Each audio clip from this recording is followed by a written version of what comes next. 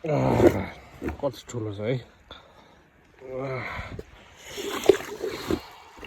जान दिनु पर्यो नि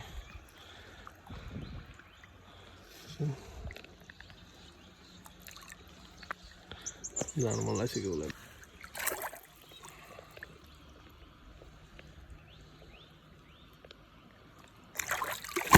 Oh shit! पानी छापेर बदला लिएको